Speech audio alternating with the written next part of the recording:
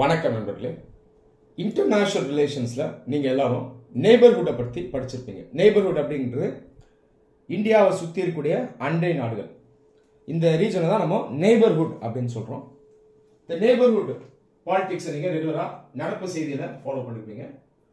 ஆனாலும் நம்ம நிறைய பேர் கவனிக்காத ஒரு விஷயம் என்னன்னா, இந்த நெய்பர்ஹுட்ல இருக்கக்கூடிய நாடுகள் இருக்கு இல்லையா, இதுல இருக்கக்கூடிய இன்டர்னல் பாலிடிக்ஸ், அதாவது உள்நாட்டு அரசியல், இது இந்தியாவோடு அவங்க வச்சிருக்கக்கூடிய அந்த சர்வதேச உறவை இன்ஃப்ளூயன்ஸ் பண்ணும். இதை நம்ம நிறைய பேர் கவனிக்கிறது கிடையாது. ஆனா இதை நம்ம அனலைஸ் பண்ணணும். நம்ம சுத்தி இருக்கக்கூடிய அண்டை நாடுகள்ல எந்த அரசியல் கட்சி ஆட்சி செய்து, எந்த லீடர் ஆட்சி செய்யறாங்க, அவங்களுடைய கொள்கைக்கு ஏத்த மாதிரி தான் அந்த நாடு இந்தியாவோட உறவை வச்சிருக்கும். இப்போ அந்த அண்டை நாட்டில் இருக்கக்கூடிய கட்சியோ அந்த லீடரோ இந்தியாவை ஒரு நல்ல ஃப்ரெண்டா கருதுறாரு அப்படின்னா உறவு நல்லா இருக்கும். ஒருவேளை இந்தியாவை ஒரு காம்படிட்டரா பாக்குறாரு அல்லது ஒரு பிக் பிரதரா பாக்குறாரு, பிக் பிரதர் ஆட்டிடியூட் கொண்ட ஒரு நாடா பாக்குறாரு அப்படின்னா உறவு அந்த அளவுக்கு சுமூகமா இருக்காது. சோ இந்த பேட்டர்னை நம்ம கண்டிப்பா கவனிக்கணும். இதை சில எக்ஸாம்பிள்ஸ் மூலமா நான் உங்களுக்கு எக்ஸ்பிளைன் பண்றேன். இந்தியாவுடைய நெய்பர்ஹுட் எங்க இருக்கு? இந்தியாவுடைய நெய்பர்ஹுட் எங்க இருக்குன்னா சவுத் ஏசியா இந்த பகுதியில தான் இருக்கு. சவுத் ஏசியா அப்படின்றது தெற்கு ஆசியா. ஜியோகிராபிக்கலா நாம இதை இந்தியன் சப் கான்டினென்ட் அப்படின்னு சொல்லுவோம், துணை கண்டம். புரியுதா? அரசியல் ரீதியா நாம இதை சவுத் ஏசியா அப்படின்னு சொல்றோம். சவுத் ஏசியா அப்படின்றது ஒரு political concept, Jio political concept. Indian sub continent அப்படின்றது ஒரு பிசிக்கல் அண்ட் ஜியோகிராபிக்கல் கான்செப்ட். இந்த சவுத் ஏசியா இதுல இருக்கக்கூடிய பெரிய நாடு எதுனா நம்முடைய நாடு இந்தியா தான். இந்தியாவை சுத்தி இருக்கக்கூடிய நாடுகள் இது எல்லாத்தையும் சேர்ந்தா இந்தியாவுடைய நெய்பர்ஹுட்டை நம்மளால பார்க்க முடியும். அப்போ இந்தியாவுடைய நெய்பர்ஹுட் எங்க இருக்குன்னு பாத்தீங்கன்னா சவுத் ஏசியால தான் இருக்கு. சரி, இந்தியாவுடைய நெய்பர்ஹுட்ல இருக்கக்கூடிய நாடுகள் பாருங்க, எந்த நாடுகள் தான் இருக்கு? சோ நம்ம இந்தியாவை வரையறோம்.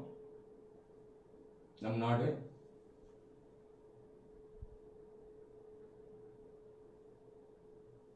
அண்டை நாடுகள் பாகிஸ்தான், ஆப்கானிஸ்தான், நேபாள், பூட்டான், பங்களாதேஷ், மியான்மர், ஸ்ரீலங்கா, மால்டீவ்ஸ். இல்லையா? இது எல்லாம் சேர்ந்ததுதான் நெய்பர்ஹுட். சரி, இப்போ இந்த உள்நாட்டு அரசியல் எப்படி இந்தியாவோட அவங்க வச்சிருக்க ரிலேஷன்ஷிப்பை அஃபெக்ட் பண்ணுது அப்படிங்கறத பார்ப்போம். நாம நேபாள ஒரு கேஸ் ஸ்டடி எடுத்துக்கலாம். நேபாள் சிறிய நாடு, ஹிமாலயன் ஸ்டேட். ஒரு பக்கம் இந்தியா, இன்னொரு பக்கம் சைனா, ரெண்டுக்கும் நடுவில் இருக்கிறது நேபாள். நேபாள் இருக்கக்கூடிய ரெண்டு முக்கிய அரசியல் கட்சிகள், கட்சிகள் சொல்றது ரெண்டு பொலிட்டிக்கல் குரூப்ஸ் அப்படின்னு சொல்லலாம். ரெண்டு அங்கம் என்னன்னு பாத்தீங்கன்னா, ஒன்னு கம்யூனிஸ்ட், இன்னொருத்தங்க காங்கிரஸ்.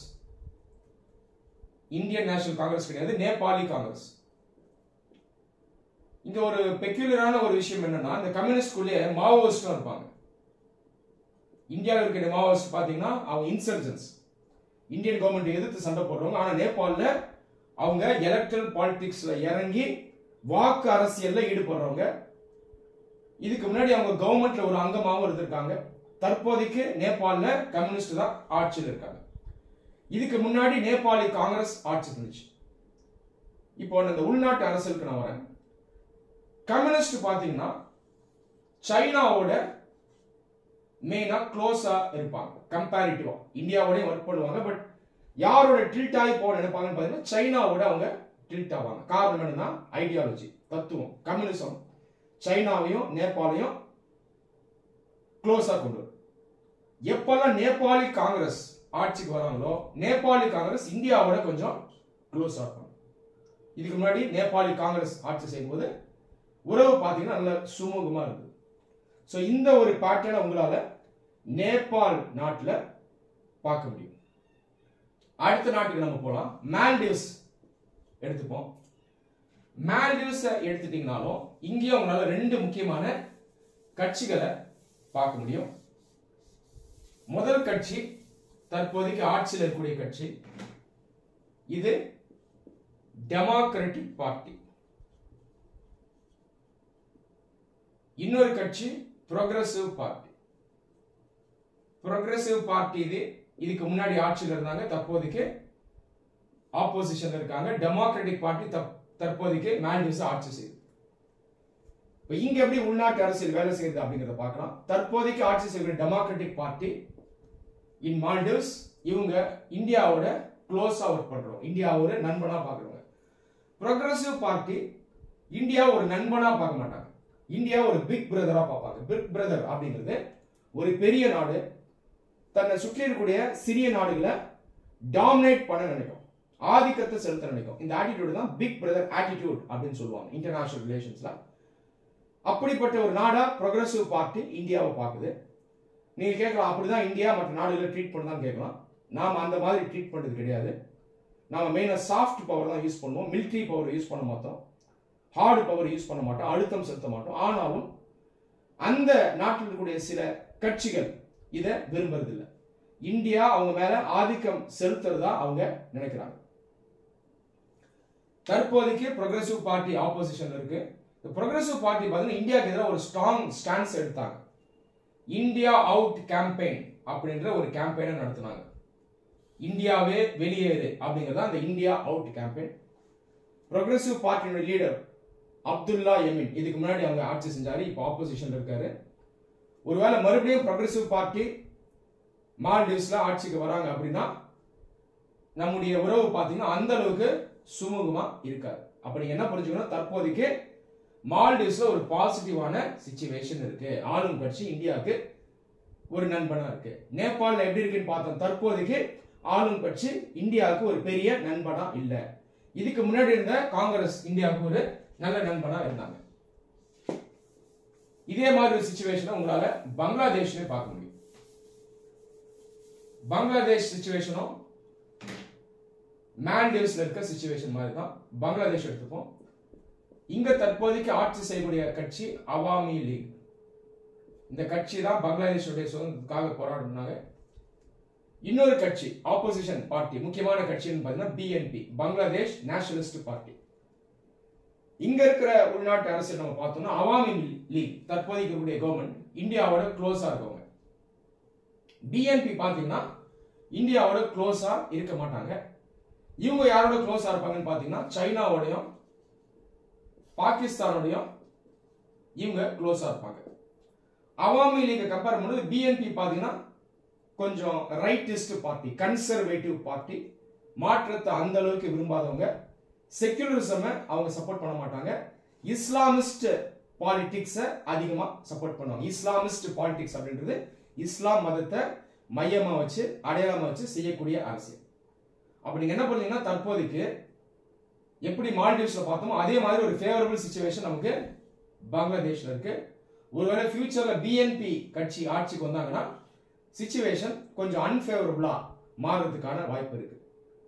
இந்த ப்ரோக்ரசிவ் பார்ட்டி பார்த்தோம் இல்லையா மால்டீவ்ஸ்ல, கிட்டத்தட்ட ப்ரோக்ரசிவ் பார்ட்டியுமே பிஎன்பி மாதிரி தான். அவங்களும் பாகிஸ்தானோடையும் சைனாவோடையும் க்ளோஸா பழகக்கூடிய ஒரு கட்சி.